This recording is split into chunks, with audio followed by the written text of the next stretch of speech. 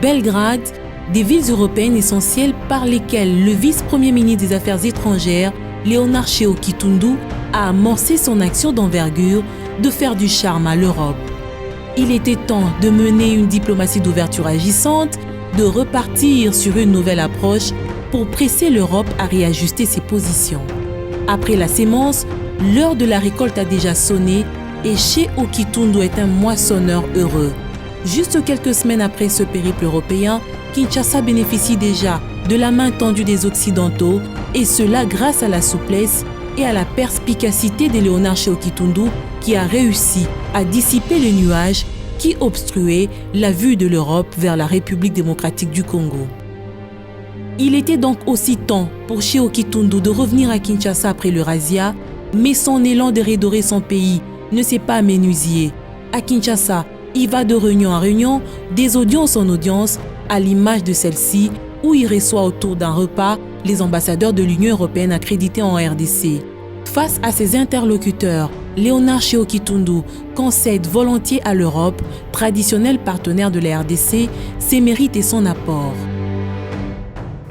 Nous voulons rappeler qu'il existe entre l'Union européenne et la République démocratique du Congo un partenariat historique et que l'Union européenne a accompagné la RDC depuis très longtemps maintenant, et nous voulons vraiment que ce partenariat continue et soit renforcé.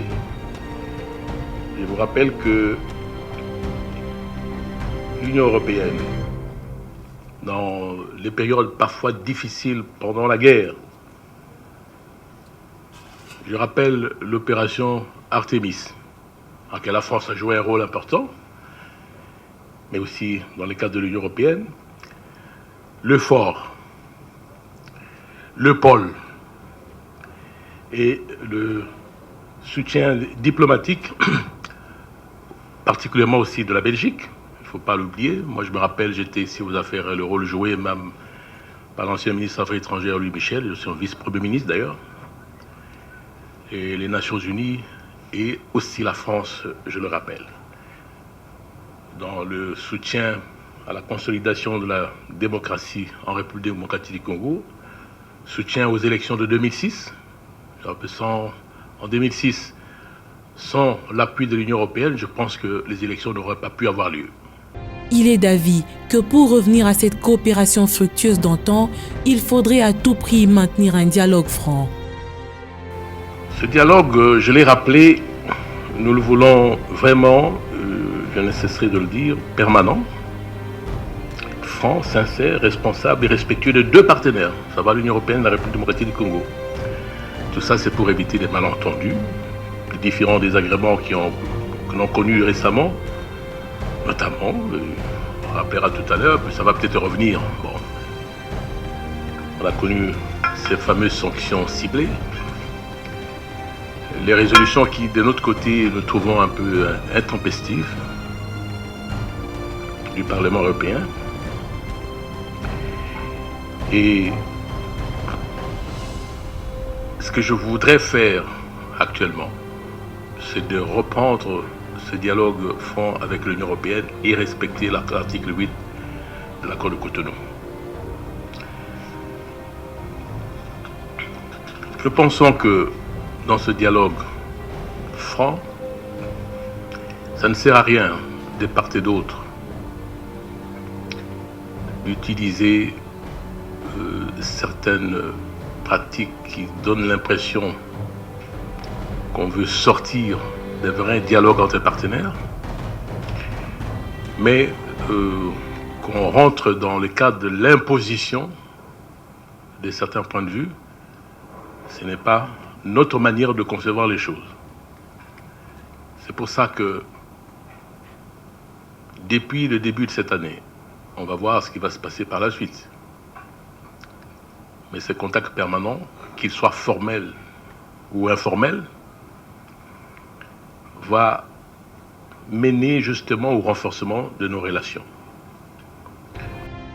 Il était très utile de dégager l'option d'une rencontre avec les ambassadeurs de l'Union européenne accrédités en RDC pour lever certaines zones d'ombre qui planaient sur la relation entre la République démocratique du Congo et l'Europe.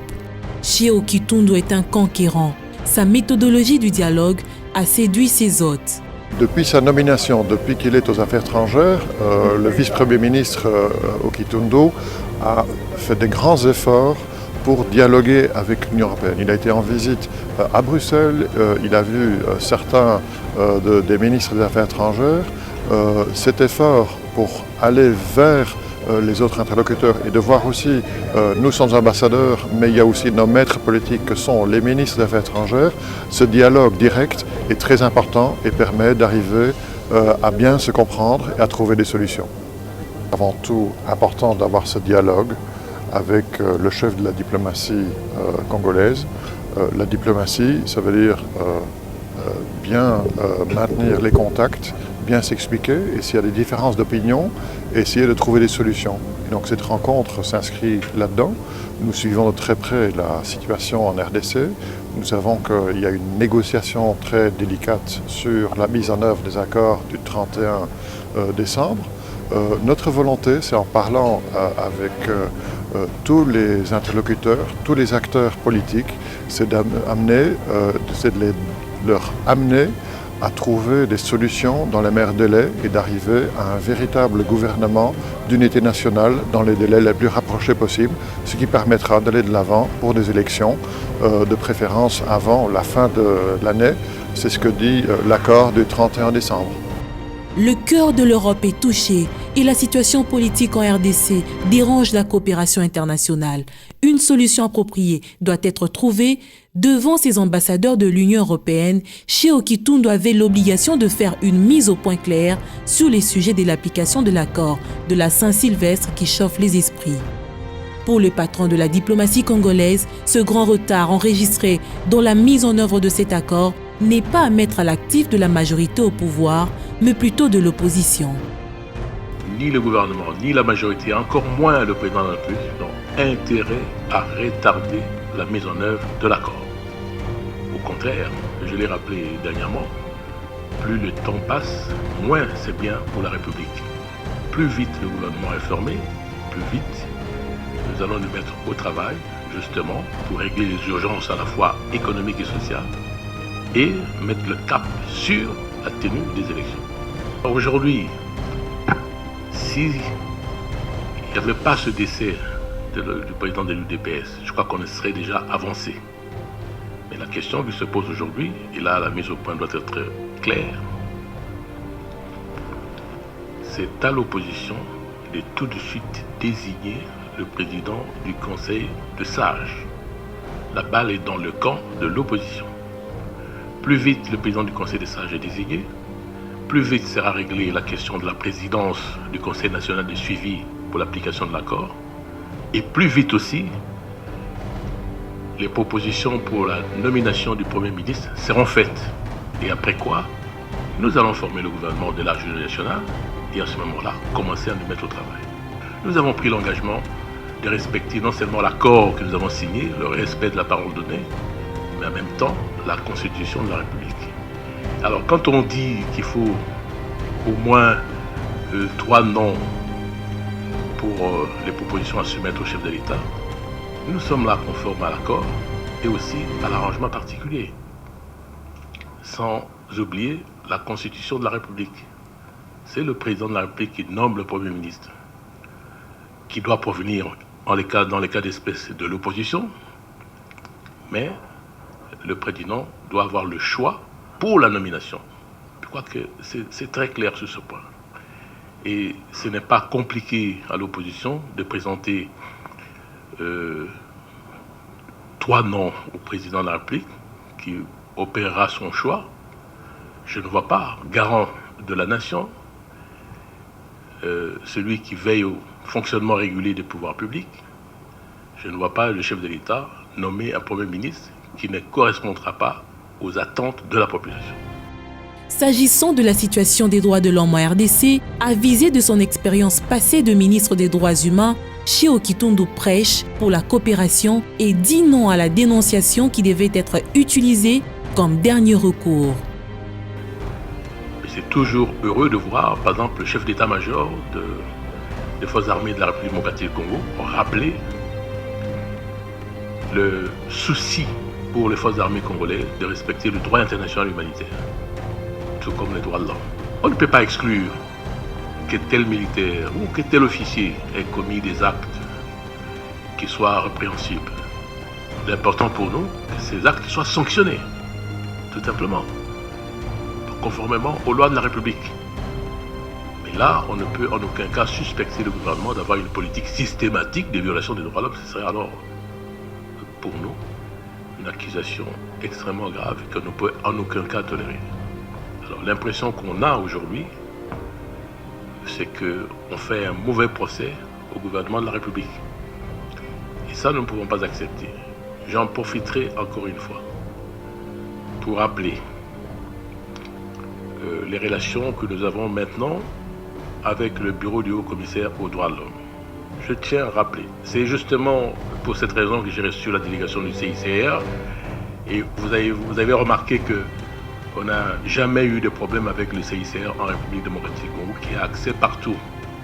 J'ai entendu quelques préoccupations de leur part que j'ai prises en compte et on va tout faire pour régler quelques petits problèmes qui existent. Mais le rôle du bureau du haut-commissaire en République démocratique du Congo, c'est d'aider à l'amélioration des droits de l'homme dans ce pays. À la formation aussi. Bien entendu, à la protection des droits de l'homme. C'est le rôle.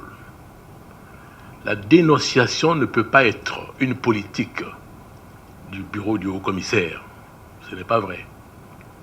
La dénonciation, c'est l'ultima ratio. C'est le dernier recours. On doit d'abord sensibiliser le gouvernement par rapport à ses responsabilités, à ses engagements internationaux. Autre sujet qui divise, ce sont les sanctions ciblées infligées contre certaines autorités congolaises en Europe comme à Kinshasa. Léonard Tchéo-Kitundu a insisté sur le respect de procédures qui doit être de mise. Le gouvernement congolais projette de saisir la justice européenne dans les tout prochains jours, une démarche visiblement jugée légitime par le représentant de l'Union européenne en République démocratique du Congo. Il est très clair que quand des sanctions sont décidées, tout individu qui serait soumis à des sanctions a le droit à faire appel. Et donc, l'Union européenne est une Union européenne de l'état de droit, et donc tout individu qui est sous sanction a le droit de faire appel et devant une juridiction européenne de bien élaborer son dossier et éventuellement de voir ces sanctions annulées. Libre à tout individu d'aller de l'avant là-dessus. Un fait aussi tout à fait légitime, c'est le vœu de la RDC de requalifier les actions de la MONUSCO sur son territoire. Un vœu qui mérite bien une attention particulière. La MONUSCO joue un rôle très important. Et dans les mois à venir, qui seront des mois où nous irons de l'avant vers des élections, le rôle de la MONUSCO sera très important. D'une part, en aidant dans la logistique pour les élections. L'enrôlement pour les élections qui est en cours se fait déjà partiellement grâce à l'appui de la MONUSCO. Et d'autre part, nous voyons que dans certaines régions, une augmentation de l'insécurité. Là aussi, la MONUSCO peut jouer un rôle.